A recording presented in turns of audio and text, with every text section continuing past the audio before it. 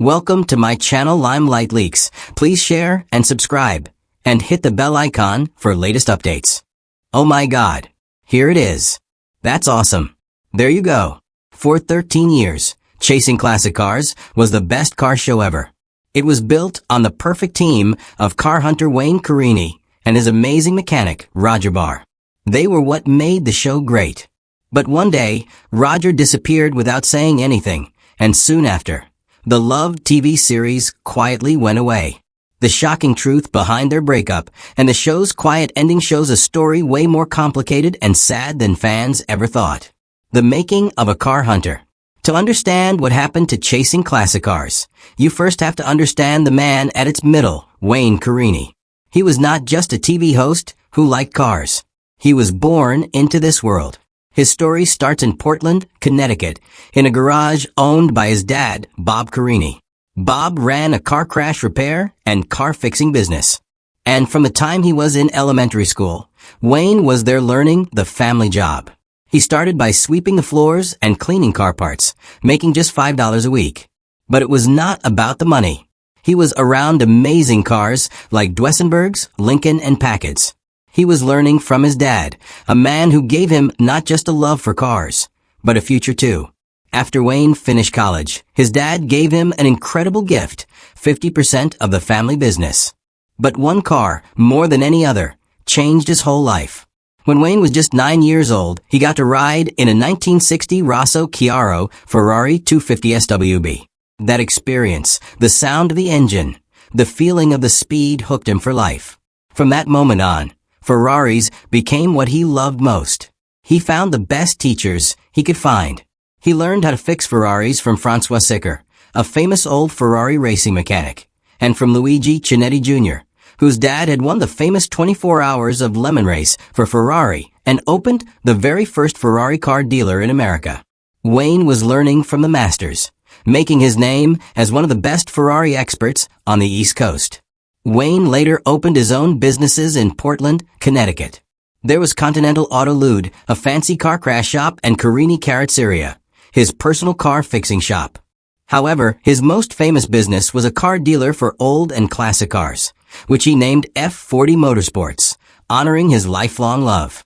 The name was not just a random choice. It was like a mission statement.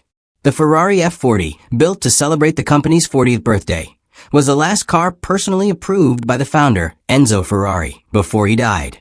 It was a raw, powerful machine.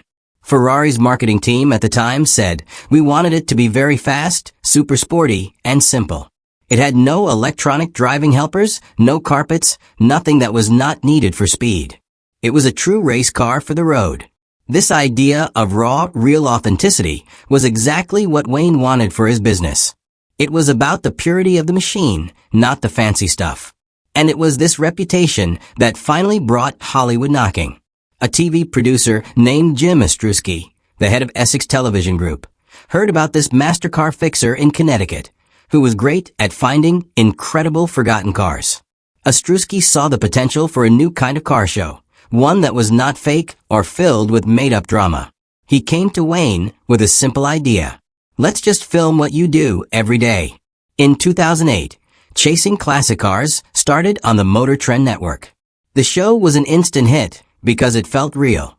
It was a documentary that let viewers into the exclusive world of car collecting, where Wayne bought, fixed, and sold some of the rarest cars on the planet. But Wayne was not alone. To bring these cars back to life, he needed a team.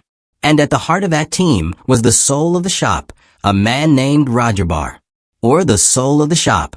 Roger Barr was not just a mechanic who appeared on TV. He was a legend in his own right. A man whose life story was as amazing as any car he worked on. Long before the cameras started rolling, Roger was a race car driver taking on faster Porsches in his MG on the tracks of Europe.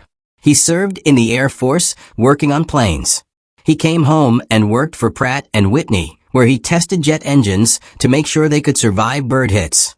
His job involved firing seagulls out of a cannon into running jet engines. He was also a smart inventor and teacher. He taught engineering at Brown University and the University of Hartford, helping students in national car building contests. He won 2 Formula V racing championships using his own clever inventions, like a unique swing axle change he called the Clue Guy. Roger was the real deal. He was funny, kind, and could fix anything. He was the perfect balance to Wayne's more serious, business-focused personality. Their on-screen friendship was not fake. It was what made the show successful. For years, they were an unstoppable team making some of the most incredible discoveries in car history. The golden age of discovery. During its best years, chasing classic cars was more than just a TV show. It was an adventure. Every episode offered viewers a fantasy. Sometimes it was the relatable dream of finding a hidden treasure in a dusty garage. Other times it was the fancy glamour of playing in a world where cars sold for millions of dollars.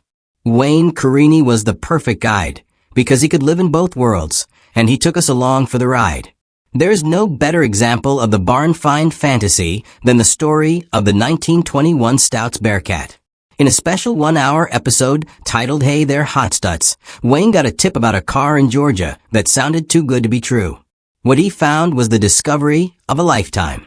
Tucked away in a garage was a super rare, completely original 1921 Stouts Bearcat.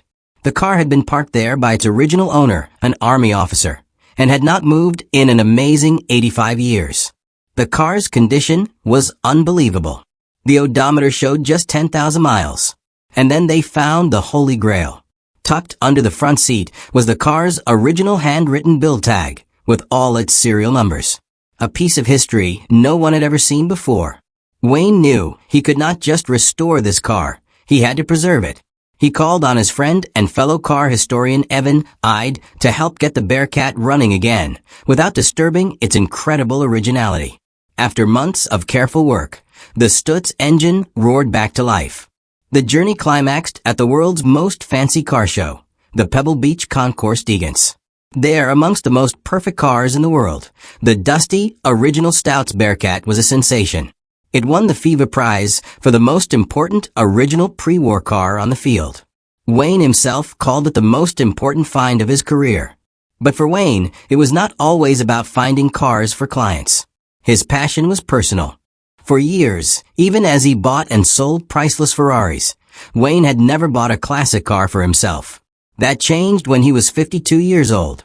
The car he chose was one of his all-time favorites, a 1954 Hudson Italia. This was a car born from a desperate attempt by the Hudson Motor Car Company to save itself from going out of business. Designed in America and built by hand in Milan, Italy, it was a beautiful European-inspired car. But it was too expensive and the company went under. Only 26 were ever made, including one prototype. Wayne found and bought car number 13, a rare piece of car history that he kept in his private collection. It was proof that his chase was driven by more than just profit. It was driven by love. While the Stouts and the Hudson represented the passion of collecting, another find showed the incredible financial stakes of Wayne's world. The show featured one of the rarest and most valuable cars on the planet. A 1967 Ferrari 275 GTB 4 Spider. NR stood for the North American Racing Team, and only 10 of these beautiful spiders were ever built. Finding one was like finding a unicorn. Getting to see it prepared for auction was a look into the highest level of the car market. The car eventually sold at auction for an amazing price of over $25 million. Making it one of the most expensive cars ever sold at the time. From dusty barns to multi-million-dollar auctions, Wayne and Roger were the dream team. Their easygoing friendship and clear respect for each other made the show feel real and grounded, no matter how high the stakes got. They had reached the top of their game, but behind the scenes, the engine was starting to knock. The perfect ride was about to come to a sudden, grinding halt. The engine seizes. The unraveling started with a tragedy, was followed by a betrayal, and ended in a scandal that hurt the show's golden reputation. In 2017, the show's creator and guiding force, Jim Ostrowski, passed away from cancer. Jim was the man who had discovered Wayne and had written and directed many of the episodes that made the show a hit. He was also the main cameraman. His loss was a huge emotional and professional blow to the small, tight-knit production team. The person who had shaped the show's real documentary-like feel was gone. The crew felt the pinch right away. Without Jim, they were without their trusted leader, and the machine started to sputter. The next blow struck at the very heart of the show. The partnership between Wayne and Roger. For fans, Roger's sudden disappearance was a complete mystery. But for Roger, it was a painful and shocking end to a long career. The trouble began when Roger, then in his 80s, suffered a serious injury at the F40 motorsport shop that required surgery. He was off the show for a long time while he got better. What happened next became the source of a controversy that still divides fans. According to Roger and his supporters, he was never told in person that he was being let go. Instead, he got a cold, formal email telling him that he had been fired against his will. Then came the most shocking news of all. Roger claimed that he was never paid a single extra dollar for his on-camera appearances on Chasing Classic Cars. For all those years as a fan-favorite TV star, he was only ever paid his regular salary as a mechanic at the shop. The aftermath was heartbreaking. Roger, who said he still needed to work every day to make a living, was now facing huge medical bills from his surgery. His friends started a GoFundMe campaign to help him cover the costs. To make matters worse, Roger said that he had to hire a lawyer just to get his personal tools back from the F40 shop. Through it all, Wayne Carini stayed silent on the matter. While he would later speak nicely of Roger in interviews, he never publicly talked about the claims of how Roger's time at the shop ended or why he was not paid for his role on the show. For many loyal fans, the silence was deafening. The image of the friendly family-like garage had been shattered. While the controversy with Roger was brewing behind the scenes, another problem was unfolding in public.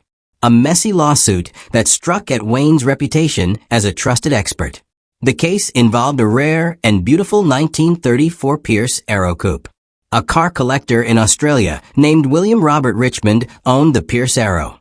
He had hired a man in the U.S. named Gary Dixo to store and work on his cars. But Dixo was in financial trouble. Without Mr. Richmond's permission, Dixo went to the DMV fraudulently, got a title for the Pierce Arrow in his own name, and sold the car. He basically stole it. The stolen car was sold to an in-between company, which then sold it to Wayne's company, F40 Motorsports, for $110,000. Just a short time later, Wayne sold the car to a client of the famous Sotheby's auction house for $250,000, a quick profit of $140,000. When the real owner, Mr. Richmond, found out his car had been stolen and sold, he sued to get it back.